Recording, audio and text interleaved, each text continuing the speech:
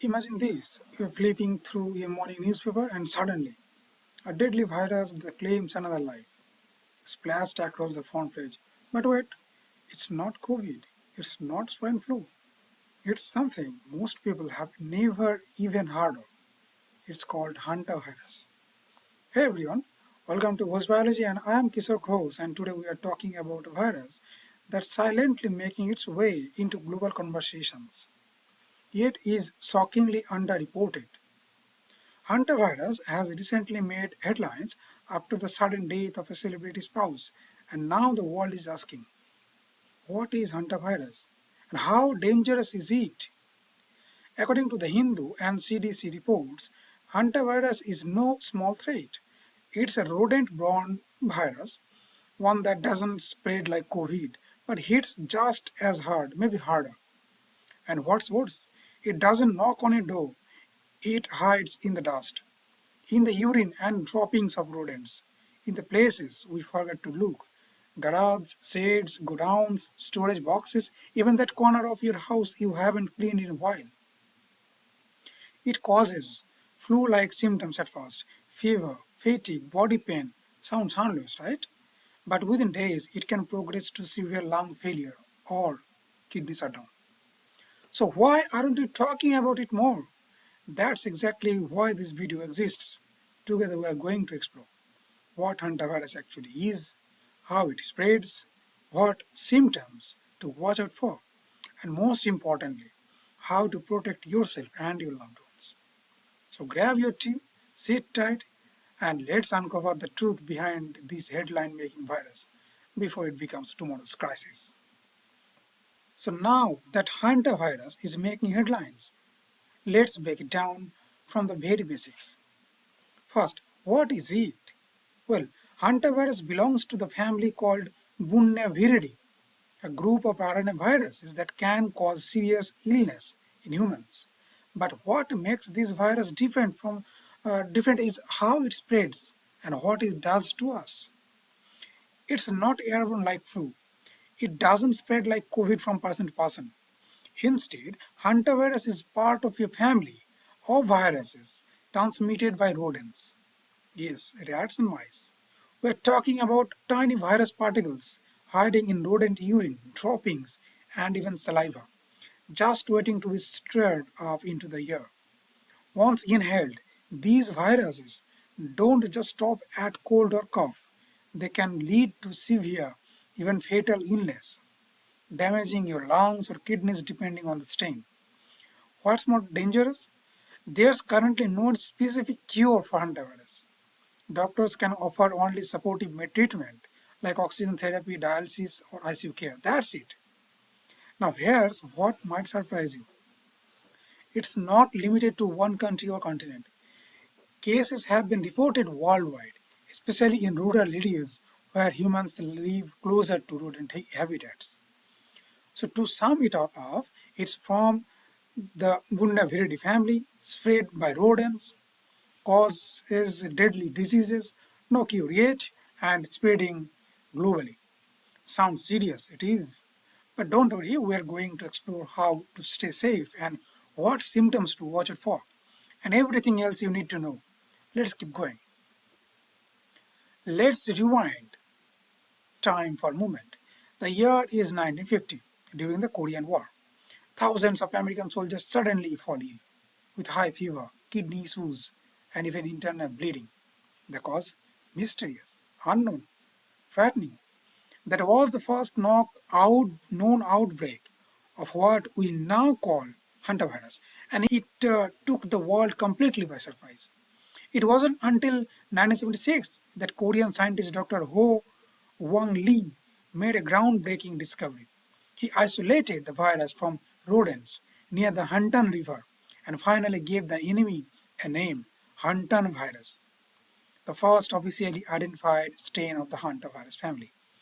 Fast forward to 1993, and suddenly, boom, a deadly outbreak hits the four corners regions of the United States. Young healthy people started dying rapidly from acute lung failure. Doctors were stunned, the medical world was shaken. This was no ordinary flu. That outbreak was caused by a new strain, the Zoonotic, meaning the virus with no name. It marked the beginning of modern hantavirus awareness. Today, scientists across the world are working tirelessly, developing vaccines, improving diagnostic tools, and trying to understand how this virus works and how to stop it. And here's what you need to know. Hantavirus isn't just one virus, it's a whole family. Different regions have different strains. US, like in US, US virus in the US, here Andes virus. In the South America, the people one known to spread person to person. In European countries like Pumala virus in Europe, uh, and of course Hunter virus in Asia, the Korean ones. Each one can be deadly. Each one is still very real, and we have only just begun to understand the full picture. So you might be thinking, okay, Kishore, Hunter virus sounds scary, but is it really a threat to me here in India or anywhere else outside the jungles? Well, it's zoom out. Hantavirus is not a local problem, it's a global concern. And here's how it plays not around the world. If we're talking about North and South America, here the most dangerous strain is the syndrome virus, causing hantavirus pulmonary syndrome or HPS, the lung damaging variant. The US, Canada, Brazil, Chile all have seen cases. It's rare, but when it strikes, it hits hard. If we're talking about China and Korea, these regions are home to the Hantavirus, which causes HFRS or hemorrhagic fever with renal syndrome. And remember, this is the virus that started it all during the Korean War. In Europe, here the common strain is the Pumala virus. Again, it leads to HFRS, but in generally milder form. Still, outbreaks have occurred in Germany, Sweden, and Finland. If we're talking about Argentina and Chile, this is where things get a little more dangerous. This region is home to the Andes virus, the only hantavirus strain known to spread from human to human, though rarely. Let that sink in. It's one of the few exceptions to the no human to human transmission rule. In the high risk environments, now regardless of where you live, you are at high risk if you visit or walk in forests, old cabins, warehouses, farms, or even poorly maintained basements. Why? Because these are the places where rodents live and where the virus lingers in the dust. So, yes, hantavirus is out there. It's silent, it's global, and it's waiting for the perfect chance to infect. But knowledge is power. The more you know about where and how it spreads, the more protected you will be. So far, we have been talking about the hantavirus as a global problem. But now it's time to ask, could this become India's next public health threat? The science says yes. Let's break it down. First, cases in India. Although we haven't seen a full-scale outbreak yet, there have been sporadic reports of hantavirus infection in a few regions. And honestly, that's how most deadly outbreaks begin, silently. Rodent populations with rising urban infestations, especially in slums, grain storage areas, and old structures. Our exposure risk is growing every day. Rodents thrive in clutter, cracks, and leftover foods. And that's exactly what many Indian cities unintentionally offer. Climate factors. Think about it. We have we have heavy monsoons followed by long dry spells, right? These weather patterns boosts rodents breeding and deforestation forces them into human species. The result, more chances for hantavirus spillovers from animals to people. Now, need for surveillance. Right now, India doesn't have robust tracking or reporting systems specifically for hantavirus, but we need them because early detection through epidemiological studies could help us stop outbreaks before they start. If we talk about the potential under-reporting, here the scary part. due to low awareness, limited testing, and the fact that early symptoms look just like the flu. Many cases may be going completely unnoticed. People might be dying without even knowing what hit them. So yes, hantavirus in India is still under the radar. But make no mistake, it's very rare and it's rising silently. And what's and that's why this video is so important because once we know the threat, we can fight it smarter. Okay, now let's talk about the million-dollar question. How does hantavirus actually spread? Because trust me, it's now how you think. Let's break it down. Rodent carriers. The virus lives silently inside rodents, mostly mice and rats. These little guys don't get sick, but they do shed the virus through their urine, droppings, and saliva. And that's how the danger begins. The airborne transmission. This is the most common route. When you sweep, clean, or move objects in a rodent infested area, tiny dried particles of rodent wastes can become airborne. And you can breathe them in without even knowing. That's how the virus gets into your body. One careless breath, that's all it takes. If we talk about the food and water contamination, sometimes rodents sneak into food storage or even water sources. If you eat or drink anything contaminated with the virus, it can also infect you through the digestive tract. It's rare, but it happens, especially in rural and slum settings. We talk about rare human-to-human transmission.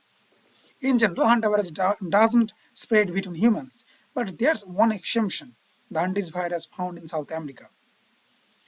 It's the only known strain that can transmit from person to person, usually through close contact like sharing saliva or touching contaminated surfaces. The high risk areas, so where should you be extra cautious? Farms, cabins, warehouses, cold storage rooms, and anywhere with poor sanitation or rodent presence. Even that old storeroom you haven't cleaned in 6 months. Yep, that could be a risk zone. So the takeaway here is the simple. Hantavirus isn't contagious like the flu, but it is environmental, and that makes it sneaky. So wherever there are rodents, there's a risk, and wherever there are dusts, there could be a danger. Let's meet the real culprits behind hantavirus. No, not humans, not mosquitoes, not bats. The real hosts are rodents. Yep, small, furry, and seemingly harmless creatures like mice and rats carry some of the most deadly viruses known to science, and they don't even get sick from it. They are natural reservoirs, meaning the virus lives inside them without affecting them, but it can seriously harm us. Let me introduce you to the deadly lineup. Deer mouse carries the syndrome virus, the one responsible for the deadly 1993 four corners outbreaks in North America. It causes hantavirus pulmonary syndrome (HPS), rapid onset lung failure. Then rice rat, found along the U.S. Gulf coasts. This guy carries the biovirus, which also leads to HPS, small rodent, big danger. Then cotton rat lives mostly in the southeastern US and it is linked with the Black Creek Canal virus, another HPS causing strain. Let's meet a white-footed mouse found in northeastern US. This one carries the New York virus. It may look cute, but don't let it fool you. It's just as deadly.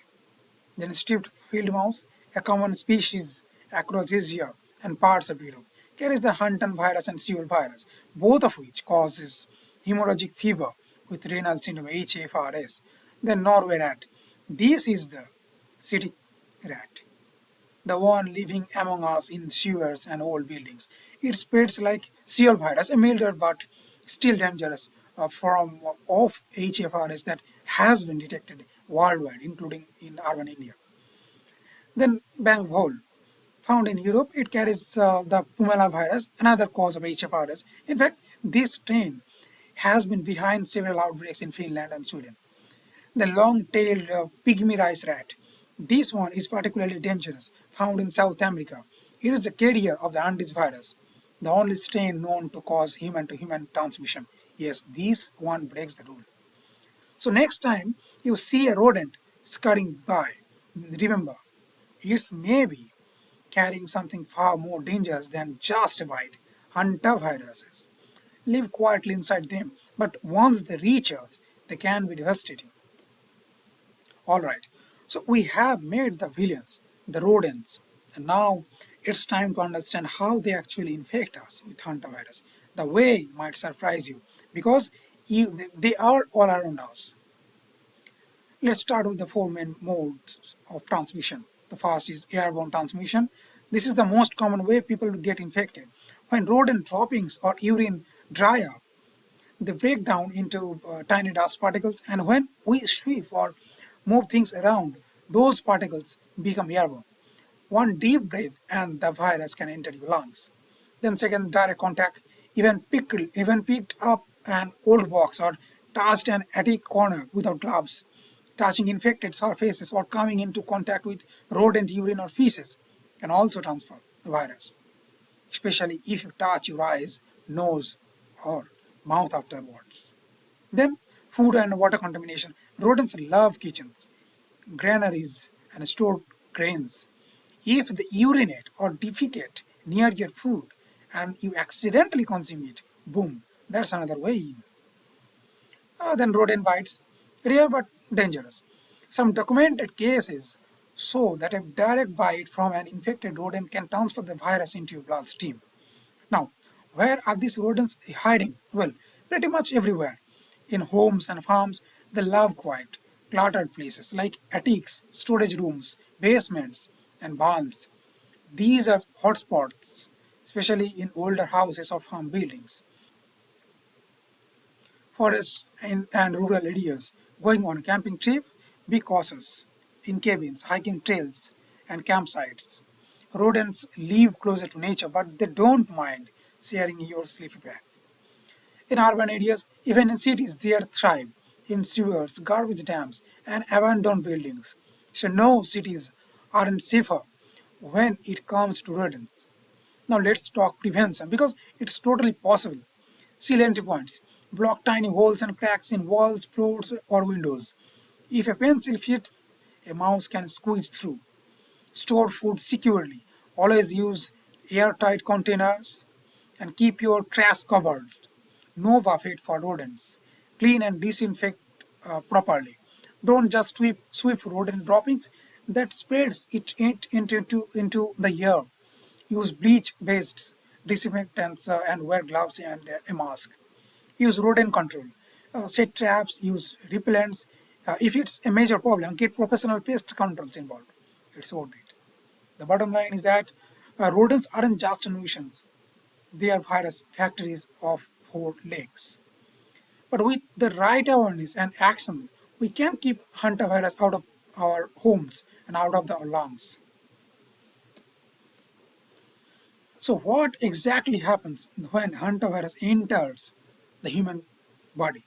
Well, depending on the strain, it can cause two major illnesses, both dangerous, both potentially deadly. Let's break them down side by side.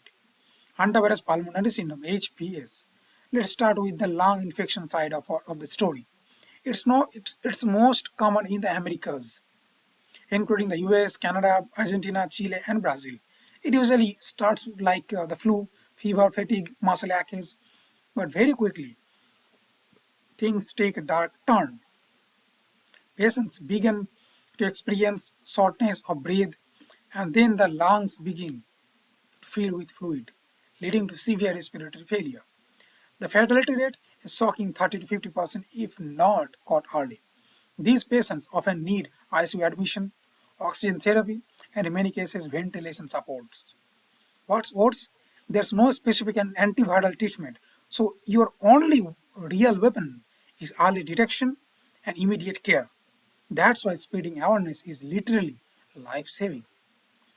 And now, hemorrhagic fever with renal syndrome HFRS. Now, let's look at the kidney attackers, found mostly in Europe and Asia, including countries like China, Russia, South Korea, and much of Eastern Europe. This strain doesn't hit your lungs, it targets your kidneys and leading to low blood pressure, internal bleeding, and eventually acute kidney failure. Think of it like your body going into shock mode. In severe cases, patients may need dialysis to survive. The fatality rate ranges from 5 to 15%, lower than HPS, but still significant. And just like HPS, there's no specific cure. So again, prevention and early diagnosis are everything. And almost important to note, the type of rodent carrier varies by region, which is why the disease type also varies geographically. So remember, if it's HPS, your lungs are in danger. If it's HFRS, it's your kidneys. Both are brutal, both are fast moving, and both can be fatal unless we recognize the symptoms early and act quickly. To understand why hantavirus deserves our attention, we need to learn from the past because the past has left behind some very loud warning signs. Let me walk you through four outbreaks that shocked the world. 1993, USA. Four Corners outbreak. This was the world's first recognized outbreak of hantavirus pulmonary syndrome (HFRS). It hit the Four Corners region of the American Southwest. Young, healthy people were dying within days of showing flu-like symptoms. No one knew what was happening until scientists linked it back to deer mice. It was a wake-up call for modern medicine, a new, deadly virus spread by rodents already in our homes. The 1996 Argentina Andes virus. This outbreak revealed something even more terrifying. For the first time ever, hantavirus was spreading from person to person.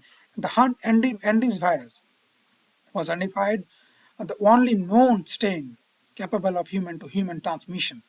It challenged everything we thought we knew about hantavirus and showed how easily it could evolve into something worse.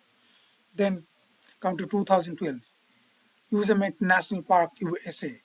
Even in the most beautiful places, danger hides in the shadows. Tourists staying in rodent-infested cabins in Yosemite became infected. What was supposed to be a peaceful vacation turned into a hospital nightmare. This outbreak reminds the world what hantavirus doesn't need crowds to spread. It's just a quiet cabin, some rodents, and a bit of dust. Then 2019, China. As the world was just beginning to whisper about COVID-19, China saw a renewed concern over rodent-borne diseases. There were reports, alerts, and growing awareness because pandemics don't wait for headlines, they begin in silence. Now let's talk about what's driving these outbreaks. There are three powerful forces behind them. The first is climate change, warmer weather, and more rain. More food is equal to more food and shelter for rodents is equal to exploding rodents population. The deforestation and urbanization. When we tear down forests, rodents lose their homes and they move into into ours. Barns, sheds, basements. Then poor sanitation and storage. When food is left uncovered or garbage isn't properly sealed, rodents are invited in and so their virus. So what do these outbreaks teach us? That hantavirus is not a virus of the past. It is a threat that emerges when we ignore ecology, ignore hygiene, and forget to respect the species we share with nature. But if we learn from these past outbreaks, we can stop the next one before it starts. So here's the real danger with hantavirus. It doesn't hit you a lot all at once. It starts off quiet, sneaky, almost like a common flu. That's why so many people miss the early warning signs. And by the time they realize what's happening, it's already serious. Let's start with the early symptoms, which can show up 1 to 8 weeks after exposure. It mimics the flu. Fever, chills, muscle aches, fatigue, headache, dizziness. You might think, oh, just a viral fever, maybe something I ate. But then comes nausea, vomiting, abdominal cramps, your stomach feels off, your energy crashes, still manageable, but your body is sounding alarms. And this is the critical moment. If people mistake these symptoms for a mild seasonal illness, they delay seeking help, and the delay can be deadly. Now let's talk about the danger zone, progression to severe diseases. If the virus continues to spread unchecked, it can take two terrifying paths. One, HPS, Hantavirus pulmonary syndrome. Here's what happens. Your lungs start to fill with fluid. You begin gasping for breath, oxygen levels drop, and your chest feels like it's collapsing. You may require ICU care or mechanical ventilation, and even then, survival isn't guaranteed.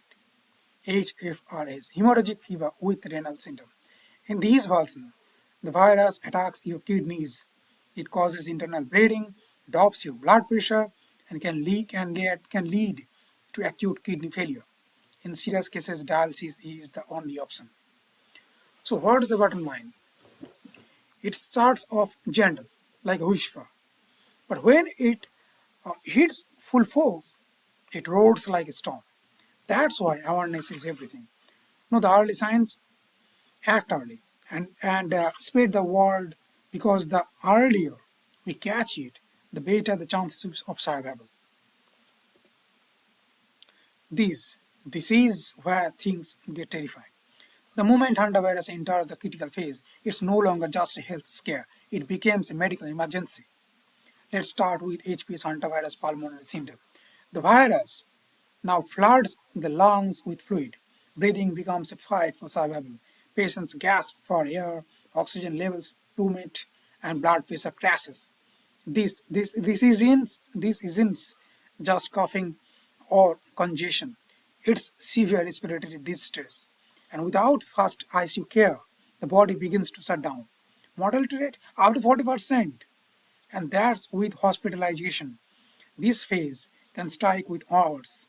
Literally, one moment you are breathing fine, the next your lungs feel like they are drawing from the inside. Now let's talk about HFRS, hemorrhagic fever with renal syndrome. This version doesn't suffocate your lungs, it attacks your kidneys. It causes internal bleeding, dangerously low urine output, and leads to full-blown acute kidney failure. In the worst cases, patients need dialysis just to survive. And here's the scariest part. The symptoms are so subtle at first, many don't realize they are in danger until it's too late. So, what does this all mean? It means when hantavirus progresses through this stage, there's no time to wait. It's an ICU level emergency. Doctors must most Doctors must move fast. Mechanical ventilation for lungs, oxygen therapy, dialysis for kidneys, and round the clock support. Without immediate care, the chances of survival drop sharply. So, if you or someone you know ever experiences flu-like symptoms that worsen rapidly, sudden shortness of breath, unexplained fatigue with low blood pressure, or sharp drops in urine output, don't wait. Get to the hospital. Ask about hantavirus. Your awareness might just save a life. Alright, let's address the big question on everyone's mind. How dangerous is hantavirus? Really? Well, the numbers speak for themselves. Hantavirus pulmonary syndrome, HPS, if left untreated, this lung-based infection has a 30 to 50% mortality rate. Yes, you heard that right. Almost one in every two people could die if medical help isn't received in time. It's aggressive, it's fast, and it requires ICU level care like oxygen therapy and mechanical ventilation. Without that, the outcome can be fatal. Hemorrhagic fever with renal syndrome, HFRS. This kidney targeting version isn't as deadly as HPS, but still carries a 5 to 15% fatality rate in severe cases. That means out of every 100 infected people, up to 15 could lose their lives, especially those who develop acute kidney failure and need dialysis. But here's the silver lining. Most deaths are preventable if we act early. So why is early detection critical? Because early diagnosis can dramatically improve survival. The sooner you catch it, the faster doctors can begin oxygen support or start dialysis, depending on the case. Most patients who get treated early make a full recovery, but those who delay, they often don't survive long enough to make it to the ICU. And what about vaccines? Sadly, no approved vaccine exists yet for hantavirus. But the good news is global research is ongoing, and promising trials are underway. So until then, knowledge is your vaccine. So remember, hantavirus isn't dangerous because it spreads quickly. It's dangerous because it's silent, fast acting, and often misdiagnosed. The key to survival is not a fear. It's awareness, preparedness, and action. Stay informed and help others stay safe. Ever since hantavirus made it into the headlines, people have asked me, is it like COVID? So let's clear that up. Side by side, they are both viral illness, but their behavior, spread, danger level, and treatment are very, very different. The first, transmission. Where do they come from? COVID-19 is spread through human-to-human contact, mostly through airborne respiratory droplets like coughing, sneezing, or even talking to close range. Antivirus, on the other hand, is not spread this way. Instead, it comes from rodents, especially from their urine droppings or saliva. The virus becomes airborne when these waste materials dry out and get disturbed, like when you are sweeping or cleaning out old storage. So, COVID spreads from people, hantavirus spreads from rats and mice. Now, second, human to human spread. COVID, absolutely. One person can infect dozens. Hantavirus, almost never. The only known exception is the Andes virus in South America, and even that requires very close contact. So while COVID can spread fast, hantavirus is more like a stealth infection. It finds its way to you from the environment, not other people. Incubation period. COVID-19 typically shows symptoms within 2 to 14 days of exposure. Hantavirus, it can take anywhere from 1 to 8 weeks. That means you could be infected for over a month without even knowing it, making it harder to detect and treat early. Now the fourth, fatality rate.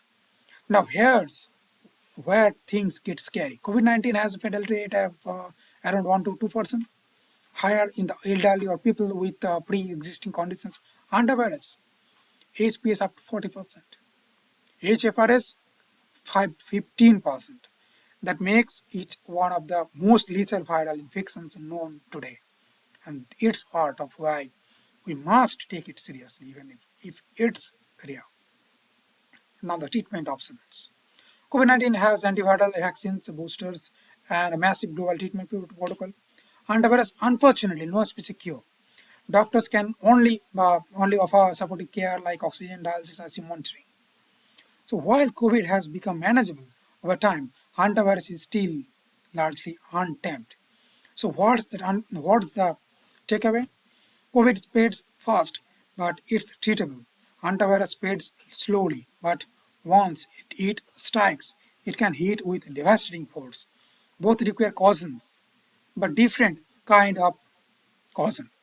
And that's why understanding these differences isn't just interesting, it's potentially life-saving. You know what spreads faster than any virus? Misinformation. So let's take a moment to clear the air and bust some of the biggest myths surrounding hantavirus. Because believing the wrong thing can cost lives. Myth 1. Hantavirus spreads as easily as COVID-19. Wrong. Well, the fact is, hantavirus rarely spreads from person to person. The real danger lies in rodent exposure, not human interaction. So no, you won't get it from talking to someone or touching surface in public. It's not the next COVID. It's a different kind of threat. Myth 2. Only people in rural areas get infected. Not true. Well, the fact is different. While rural areas may have more rodents, urban rodents, infestations are very real too. Think about it, slums, warehouses, old buildings, abandoned basements, City rats don't care about your PIN code. If they are, the risk is too. Myth number 3. You need to actually see a rodent to be in danger. False. Fact, even if you never see the rodent, its droppings or urine can turn into dust and become airborne. That's all it takes. One breath and the virus enters. So it's not about what you see, it's about what's hidden in the air around you. Myth number 4. There's already vaccine for hantavirus. Unfortunately, not yet. Well, the fact is, there is no approved vaccine for hantavirus as of now. Researchers are working on it, but prevention and awareness are still our best defenses. So here's the truth: hantavirus is not contagious like the flu, but it's deadly if ignored. And these myths, they are just distractions from the real facts that save lives. So stay informed, stay sharp, and share this knowledge with someone who might still be in the dark. So, after everything we have discussed, you might be wondering, is there hope? Is science doing anything about hantavirus? Absolutely. And here's how. Around the world, researchers and scientists are working around the clock to understand, prevent, and eventually cure hantavirus infections. Let me walk you through the most promising areas of progress. First, vaccine development. Right now, experimental vaccines are being tested in animal models, and early results are promising. But here's the truth: no vaccine has been approved for commercial use yet. The challenge is that different strains of hantavirus behave differently, so creating a universal vaccine is tough. Still, it's a major area of research and one that brings real hope for the future. Second, genetic studies. Researchers are now decoding the genome of hantavirus to understand how it mutates, how it survives in rodents, and how it adapts to humans. This helps us identify potential weak points in the virus, which means smarter treatment targets in the long run. It's like learning the enemy's playbook before the battle begins. Epidemiology, tracking the threat. Epidemiologists are tracking hantavirus cause cases globally by studying where the virus appears and in which environments. They can predict new outbreaks and identify hotspots regions before things get out of control. This helps with preparedness and early warning symptoms, especially in rural and forested zones. Now, antiviral research. Several experimental drugs and are being tested to target the virus replication process, meaning stopping the virus before it spreads inside the body. Some compounds have shown potential in lab settings, and while we are still early in the game, the race for a real antiviral is on. Better diagnostic tools. One of the biggest challenge with hantavirus is how hard it is to detect early. That's why scientists are working on rapid test kits. Simple, quick, accurate tools that can detect the virus before severe symptoms appear, just like COVID test strips. But for hantavirus, the sooner we can detect, the sooner we can act, and the more lives we can save. So here's the big takeaway. No, there's no cure yet. But yes, science is moving with every study, every trials, and every published result. We are getting one step closer to winning the fight, and by staying informed, you are becoming part of that progress too. Alright, what if you have just cleaned an old storeroom, or seen rodent droppings in your kitchen, or if you have visited a place with known rodent activity? Here's what you need to do, and you need to do it calmly, quickly, and correctly, and, and very cautiously. Step 1. Do not ignore flu-like symptoms. If you have had recent rodent exposure and you start feeling like you have caught the flu, even if it's just mild fever, muscle ache, or fatigue, don't brush it off. That's how most hantavirus cases start, quiet and vague. But within 24 to 48 hours, things can turn critical. So treat even small symptoms seriously. Step 2. Seek immediate medical attention. If you develop any of the following symptoms like shortness of breath, dizziness, fainting, persistent fever or fatigue, get to the nearest hospital. And here's a pro tip: tell the doctor you may have had rodent exposure. Most general physicians don't suspect hantavirus right away, so you have to speak up. Step 3: avoid self-medication. This is the most important thing. There's no approved antiviral drugs for hantavirus. Taking random antibiotics or flu pills won't help and could actually delay real treatment. So don't try to tough it out. Let the experts handle it. Step 4: infect your spaces. If rodents have been in your house, cleaning must be done carefully. Yes, sir. Reuse a bleach solution, 1 part of bleach, 10 parts of water. Wear gloves and mask. Do not sweep or vacuum rodent droppings that spreads particles into the air. Disinfect, infect, don't disturb. Step 5: monitor symptoms closely. If your condition worsens even a little within 24 to 48 hours, it could be the early onset of HPS or HFRS. In such cases, hospitalization might be necessary, and early ICU care saves life. The bottom line is that be alert, not afraid. If you act early and smart, your chances of recovery are excellent. And remember, in any emergency, calm awareness is your greatest tool. So, now we have talked about the symptoms, the severity, and the signs. But here comes one of the most difficult parts of this virus: diagnosing it on time. Let's be honest, hantavirus can be master of disguise. Its early symptoms mimic flu, dengue, COVID-19, and even pneumonia. So even trained doctors can mistake it for something else. So how exactly is hantavirus diagnosed? First, it's not easy. You can't tell just by looking at someone because in the early stage it's just fever, fatigue, muscle pain, which means the diagnosis depends almost entirely on the high level of suspicion.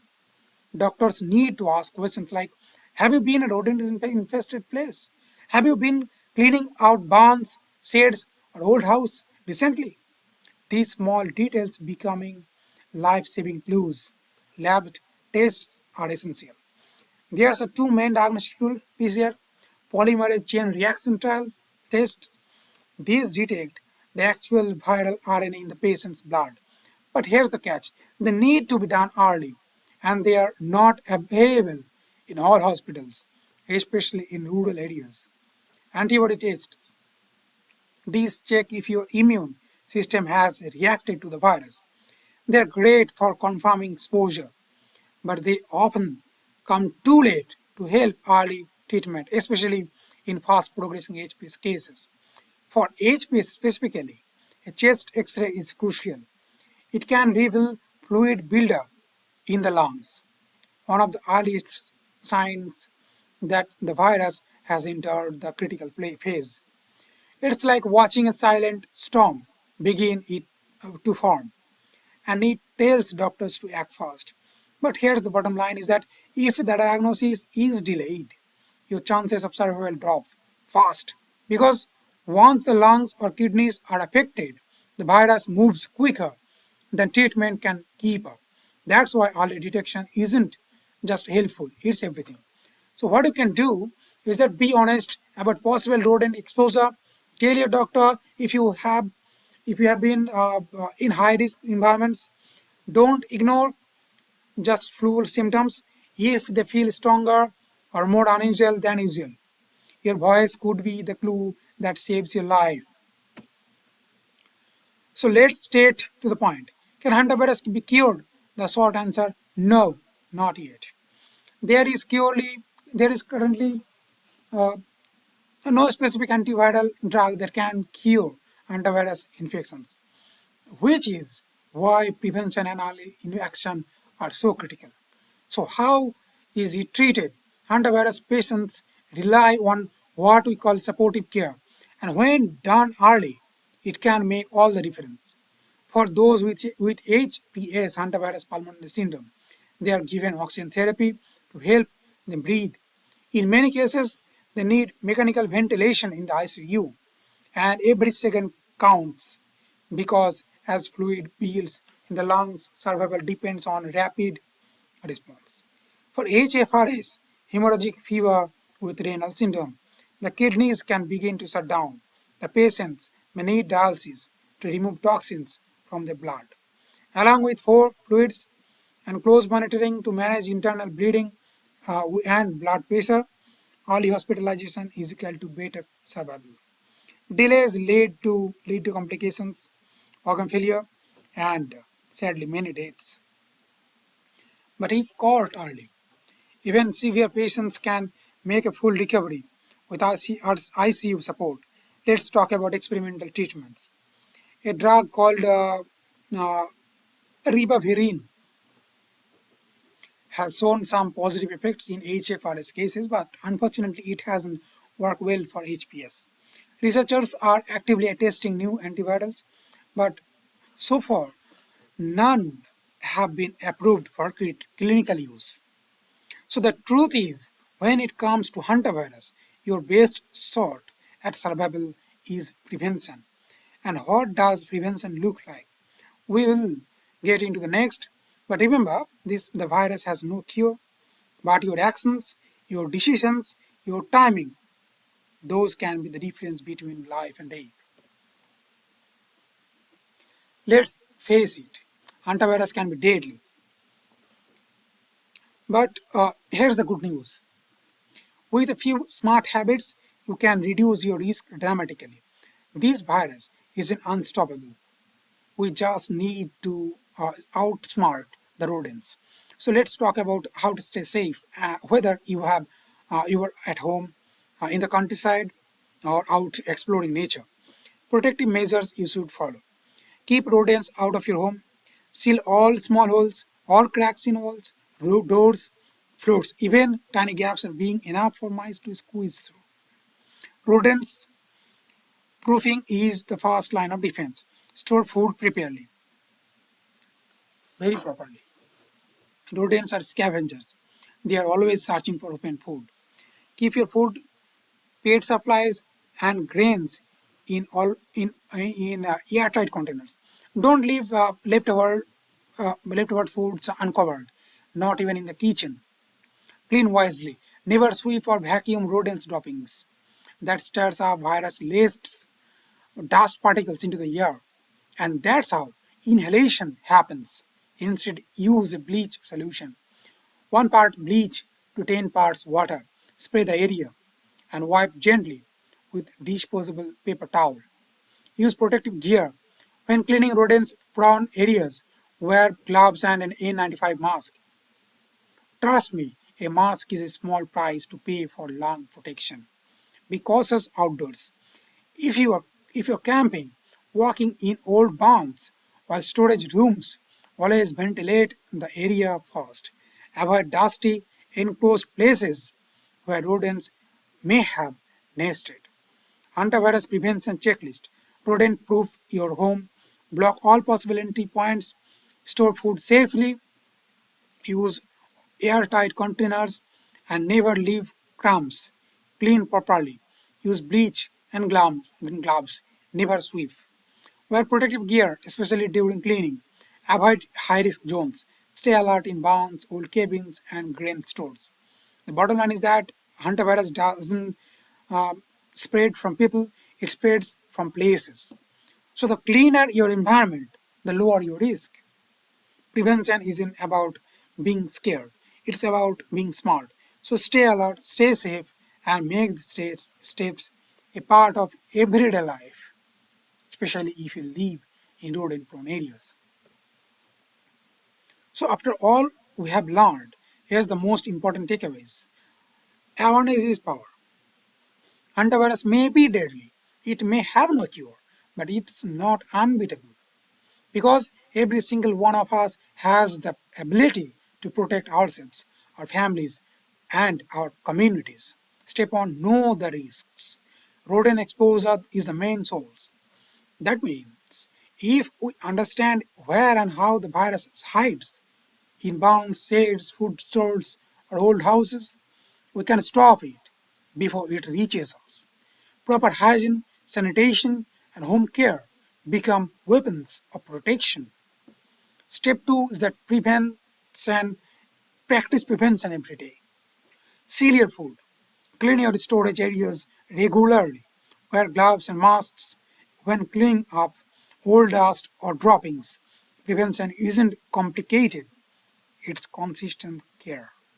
Step 3, spread awareness. If you have watched this video, you know now more than most people do. So share it. Talk to your family. Educate your neighbors, classmates, or co-workers. End the fear, replace it with facts. Because fear isolates, but information connects. Step 4, stay informed. Keep an eye on health bulletins, rodents alerts, and new research. Follow reliable sources like the CDC, WHO, and government health advisories. Knowledge evolves, and so should we. Step 5, support science and research. Vaccines and treatment doesn't appear overnight. They need time, funding, and public support. Speak up for more research into zoonotic diseases because today it's hantavirus. Tomorrow it could be something else. And every rupee or research paper brings us one step closer to a cure. So remember this, we have when we stay alert, when we act early, when we work together, we can stop outbreaks. Before they start, let's build a world where people don't panic at the word virus because they know how to protect themselves, and that starts with awareness. As we wrap up this deep dive into hantavirus, I want to take a moment to say something important. Every fact, every figure, and every explanation in this video is backed by reliable, globally respected scientific sources. Because here at Ghosh Biology, we believe that authenticity builds trust, and trust builds awareness. Let's walk you through our key references. World Health Organization (WHO), a global leader in disease prevention and surveillance. They provide guidelines on outbreak response, rodent control, and public health safety. Many of our prevention tips came directly from WHO field recommendations.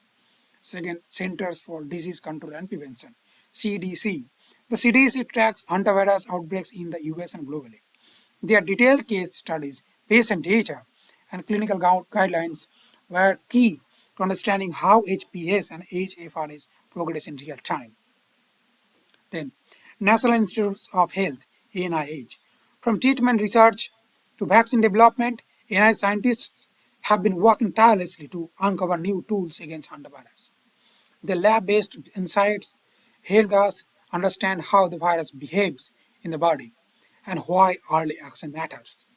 Researchers' articles, research articles from PubMed, Nature, and Science Direct.